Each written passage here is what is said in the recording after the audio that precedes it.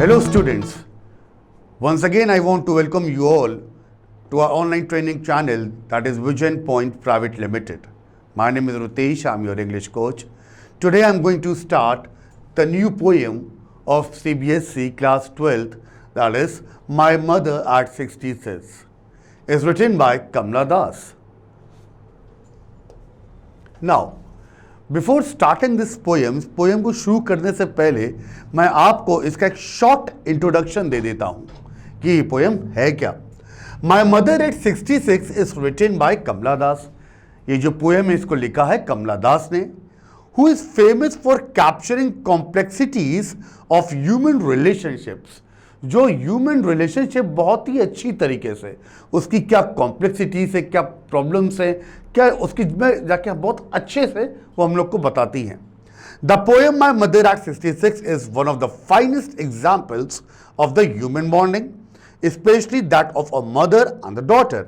ये poem basically human bonding पर है, एक माँ और एक बेटी के बीच का रिश्ता. It describes the pain and fear of the poet. इस पोएम में पोएट का डर हमें दिखाई देता है. Of losing a mother due to a harsh reality of life which is death. और वो डर क्या था? उसकी माँ जो कि धीरे धीरे बूढ़ी हो चुकी हैं और बहुत जल्द उनकी मौत हो जाएगी. यही डर, जो पेन है, जो फियर है, वो इस पोएम में हमें देखने को मिलेगा. अब हम लोग स्टार्ट करते हैं. स्टैंजा 1 आप सबकी बुक में है. Driving from my parents' home to Cochin last Friday morning, I saw my mother besides me. अब यहाँ पे जो besides का मतलब है alongside, उनके बगल में. अब हम लोग समझते हैं इस स्टैंजा का मतलब क्या है. The poetess, अब जैसे कि पोएट मेल होते हैं और कमला दास फीमेल है, तो यहाँ पे हम लोग उनको पोएटेस बोलेंगे. The poetess explains that once when she visited her parents' house in Cochin, जब वो अपने माँ बाप के घर कोचिन एक बार गई थी, it was a Friday, और वो दिन था फ्राइडे का, when she was driving back to the airport, और उस दिन वो वहाँ से वापस आ रही थी. मतलब वो कोचिन गई थी अपने माँ बाप के घर, अब वो वहाँ से वापस लौट रही हैं और वो कहाँ जा रही? एयरपोर्ट जा रही हैं. Her mother was sitting beside her, और उनकी जो माँ है वो उनके बगल में बैठी हैं. At the back of the car की पीछे वाली सीट पे. The poet looked at her mother, और पोएट अपनी माँ को देखती है. तो इस स्टैंजा में हम लोग का जो लिटरेरी डिवाइस यूज हुआ है वो यूज हुआ एजोनेंस. अब एजोनेंस का मतलब क्या है? Here we see the use of vowel sound. जो वाउल साउंड जिस वर्ड में आता है वहां पे पोएटिक डिवाइस एजोनेंस का यूज होता है. जैसे कि to Cochin last Friday morning, Cochin में ओ, मॉर्निंग में ओ, तो ये कौन सा साउंड है? वाउल साउंड है, इसीलिए पोएटिक डिवाइस एजोनेंस यहां यूज की गई है. अब हम लोग देखते हैं stanza 2. Those open mouthed, her face ashen like that of a corpse and realised with pain. अब इसमें डोज का मतलब है नैप, एक हल्की थी जबकि नींद आ जाना. एशन, उनका जो चेहरे का रंग था वो उड़ा हुआ था, पेल येलो कलर था. कॉप्स का मतलब होता है डेड बॉडी. अब इसका मतलब हम लोग समझते हैं. She so that her mother was sleeping. उन्होंने क्या देखा? उनकी माँ जो पीछे की सीट की कार की सीट पे बैठी हुई थी वो सो रही थी, उन्हें नींद आ गई थी. And her mouth was open, और वो जब सो रही थी तो उनका जो मुंह था वो खुला हुआ था. She further explains that the colour of a mother's face was like that of ash. और उन्होंने उसके बाद ये भी बताया उनकी माँ का जो चेहरे का रंग था वो बिल्कुल एशेस लाइक पेल उड़ा हुआ था, येलो कलर का था. अब इसका मतलब क्या है? This means that there was some smoky appearance on her face. She looked like a dead body, और ऐसा लग रहा था जैसे कोई डेड बॉडी उनके बगल में हो, मतलब उनके शरीर में कोई जान ही ना होना. सो रही है मुंह खोल के जैसे कि वो मर चुकी हो, ऐसा पोएट को लग रहा, पोएटिस को लग रहा है. अब यहाँ पर जो लिटरेरी डिवाइस हुई है फिर से यूज हुई है एजोनेंस. एजोनेंस मैंने आपको पहले बताया है, जब वाउल साउंड आता है, यूज ऑफ वाउल साउंड ओ, ए, ई, जैसे कि डोज में ओ आया, ओपन माउथ ओ आया, her face A, ashen A, like that of a corpse O. तो ये जितने भी ओ, ए, ई जो वाउल साउंड कर रहे हैं, ये कौन सी हमारी पोएटिक डिवाइस हुई? एजोनेंस. अब एक और यूज होती है इसके अंदर सिमिली. सिमिली क्या है? The colour of the mother's face has been compared to that of a corpse. ashen. Use of like, her face ashen like that of a corpse, ये जो पोएट में लाइन थी her face ashen like that of corpse, तो similarly इसलिए उनकी माँ का जो चेहरा है उसको उसने किससे कंपेयर किया, एशन से और डेड बॉडी से। अब हम लोग देखते हैं स्टैंजा 3। स्टैंजा 3 में क्या है, that she was as old as she looked but soon put that thought away and looked out at young trees sprinting, the merry children spilling out of their homes. अब यहाँ पे spilling का मतलब let out और sprinting का मतलब moving fast। अब मैं आपको समझाता हूँ स्टैंजा 3 में एग्जैक्टली पोएटिस कहना क्या चाह रही है। The poetess realized that her mother had grown old. Poet's को किस चीज का एहसास होता है कि उसकी माँ बूढ़ी हो चुकी हैं। She felt pain for her, उसको बहुत बुरा, बहुत दुख होता है ये देखकर। But soon she try to get rid of this sad thought, और बहुत जल्दी ये जो थॉट उनके माइंड में आ रही थी, बहुत जो दुख उनके मन में हो रहा था अपनी माँ को देखते ही, बहुत जल्दी उनका मूड डाइवर्ट हो जाता है और her thought toward the tree outside, और वो बाहर कार के क्या देखने लग जाती है, पेड़ों को देखने लग जाती हैं। The young trees although stationary seem to be running very fast as though they वो स्प्रिंटिंग, और जब आप किसी व्हीकल में बैठे हैं और व्हीकल चल रही है तो जो पेड़ क्रॉस होते हैं तो आपको लगता है वो भी बहुत तेजी से क्रॉस हो रहे हैं, तो ऐसा ही कुछ वहां पे भी सीन था। She also saw children running out of the houses into the playground, उन्होंने क्या देखा, छोटे छोटे से बच्चे अपने घर से निकल रहे हैं, प्लेग्राउंड में जा रहे हैं खेलने के लिए। All these things were full of life and energy, और ये सारी चीजें उनको बहुत ही एनर्जेटिक, बहुत लाइवली लगती हैं। Contrary to her mother who sat next to her, जबकि उनकी माँ जो बगल में बैठी थी, सो रही थी, उनसे जो उनको देख के उनको दुख हो रहा था, अगर उस कंपैरिजन में बात करें तो बाहर का जो सीन था वो full of life, full of energy था, मगर अंदर का जो सीन था वो उन्होंने किससे कंपेयर किया था, कॉप्स से किया था, CORPSE, जिसका मतलब है डेड बॉडी। अब इसमें जो लिटरेरी डिवाइस का इस्तेमाल किया गया है वो है कॉन्सोनेंस। अब कॉन्सोनेंस का मतलब use of the sound SNI, और एक और पोएटिक डिवाइस यूज हुई है इमेजरी। व्हेन द पोएट से ट्री स्प्रिंटिंग मेरी चिल्ड्रन स्पिलिंग, ये एक इमेजरी है, राइट, पेड़ चल रहे हैं, बच्चे खेल रहे हैं। और एक और पोएटिक डिवाइस है रेपिटेशन। रेपिटेशन वर्ड अपने आप में हमें बताता है कोई चीज रिपीट होना, जैसे कि यहां पे कौन सा वर्ड यूज रिपीट हुआ, लुक्ड, अगर आप अपनी पोएम में देखें तो। नेक्स्ट हम लोग देखते हैं स्टैंजा 4। स्टैंजा 4 क्या है, but after the airport security check standing a few yards away I looked again at her wan pale, a wan means dim, weak, कमजोर, पेल मीन्स बहुत ही डल, कलरलेस। अब मैं आपको इसका मतलब डिटेल में समझाता हूं, यहां पे पोएट कहना क्या चाह रहे हैं। या the poet continues that when she reached the airport, poet हमें बताना स्टार्ट रखती हैं, जब वो एयरपोर्ट पहुंची, she finished with the security check, उन्होंने अपना सारा सामान सिक्योरिटी चेक से जब क्रॉस किया, and stood a few yards away from a mother, और अपनी माँ से कुछ ही दूरी भी जब वो खड़ी थी, she noticed her mother's ageing face, उन्होंने क्या नोटिस किया, उनकी माँ का चेहरा जिसपे उनकी उम्र जो कि 66 ईयर्स ओल्ड है साफ साफ दिख रही थी। Which looked so dull, weak and pale, और जो कि वो बहुत ही ज्यादा उनकी माँ उन्हें डल, वीक, कमजोर नजर आ रही थी। फिर आता है stanza 5। As I late winter's moon and felt that old familiar ache, my childhood's fear, but all I said was see you soon Amma, all I did was smile and smile and smile। अब देखते हैं यहां पे poet क्या कहना, poet's क्या कहना चाहती हैं। The poet compares her mother to a late winter's moon, as the moon in winter is not shiny, and even a mother's face had also lost a youth and shine।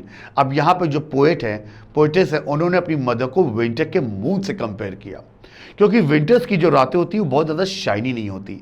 इसी तरीके से उनकी माँ का जो चेहरा था अब वो भी पहले जैसा यंग नहीं रहा, उस पर शाइन नहीं रहा।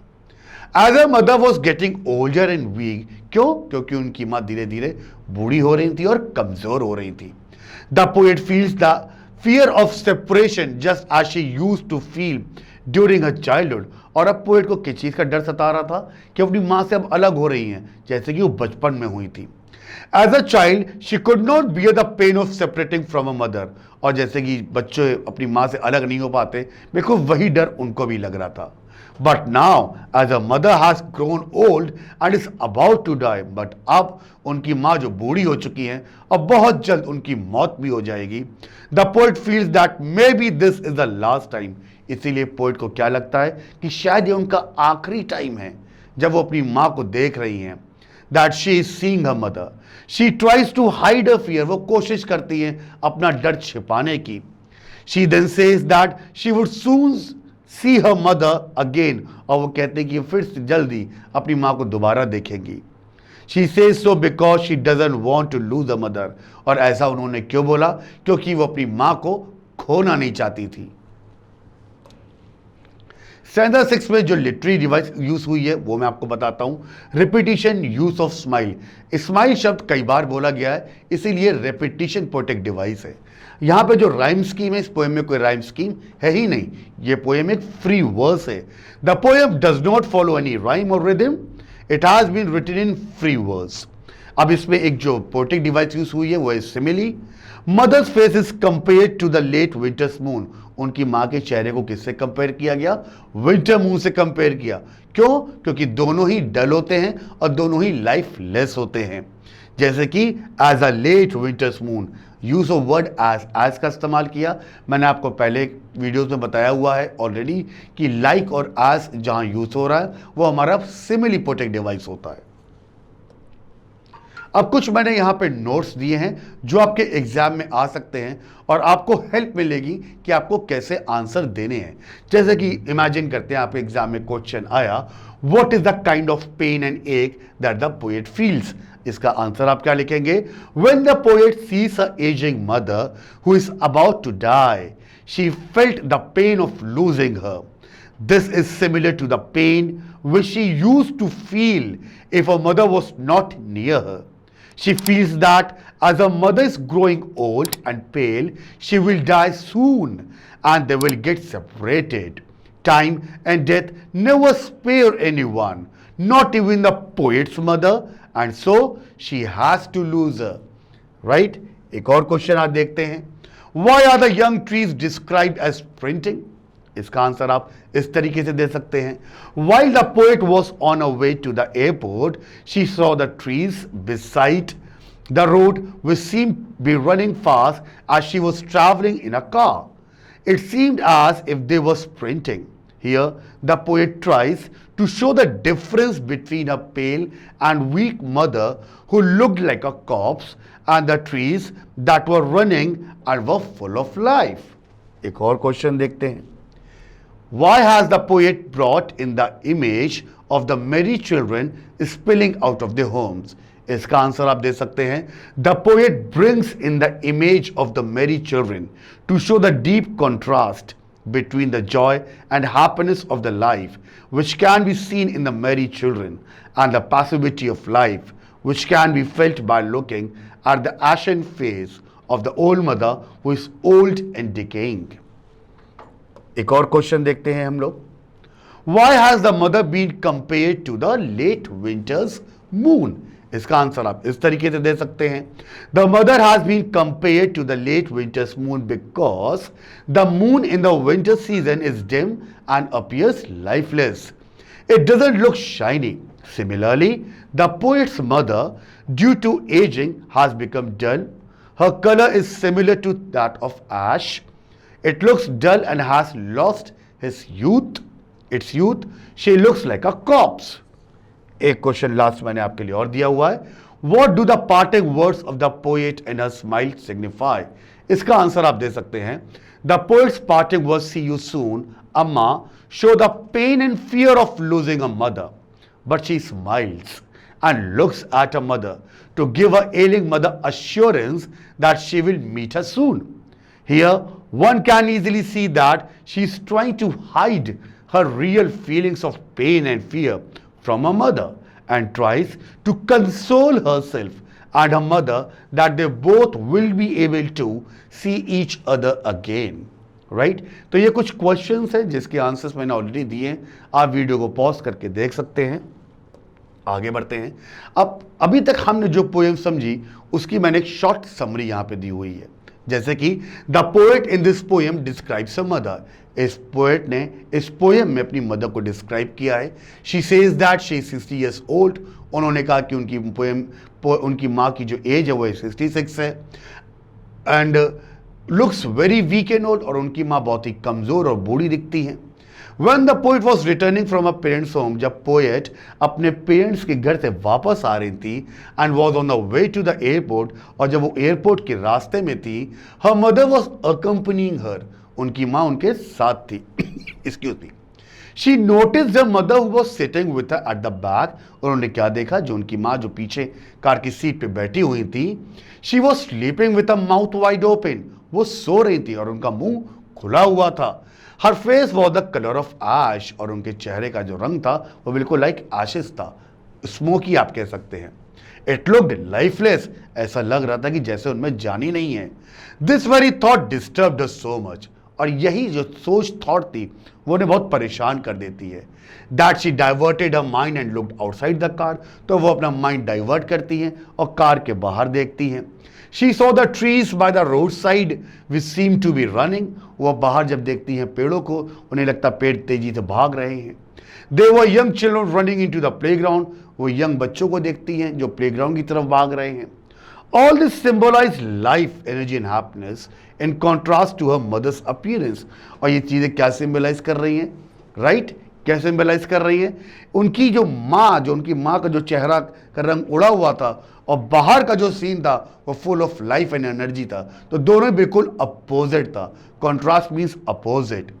When she reached the airport, और जब वो एयरपोर्ट पहुंचती हैं, she again looked at her ailing mother, वो फिर से अपनी माँ को देखती हैं, who looked old and dull like the weak moon in the winter season, और उनकी माँ बहुत ही डल, बहुत ही कमज़ोर नज़र आ रही हैं, जैसे कि विंटर मून होता है जो बिल्कुल शाइन नहीं करता। The poet was surrounded by the same fear that she had during her childhood, जैसा कि उनको अपने बचपन में डर होता था अपनी माँ से अलग होने का, सेम डर आज उनको था। The fear of losing her mother, वो डर क्या था? अपनी माँ को खो देने का। She thought that maybe this was the last time that she saw her mother alive, और वह क्या सोचती हैं? शायद ये आखिरी बार है जब मैं अपनी माँ को अलाइव, जिंदा देख पा रही हूँ। Her mother was about to die, क्यों? क्योंकि उनकी माँ की मौत होने वाली थी। But then she tried to come out of this sadness and smile at her mother, मगर बहुत जल्दी वो अपने पे कंट्रोल करती हैं, इस दुख से बाहर आती हैं और अपनी माँ को देख के मुस्कुराती हैं। She said that soon she would see her again, और वो क्या कहती है? वो बहुत जल्दी मैं आपसे मिलूंगी। The poet wanted to be with her mother again and again because she did not want to lose her. Poet अपनी माँ के साथ रहना चाहती हैं, क्यों? क्योंकि वो उनको खोना नहीं चाहती हैं। So that's all about today. आज की पोएम हमारी यहीं ख़त्म होती है। Thank you very much. If you have any query you can contact us. This is our contact number, and this is our website, that is www.visionpoint.org.in. That's all about today. Thank you.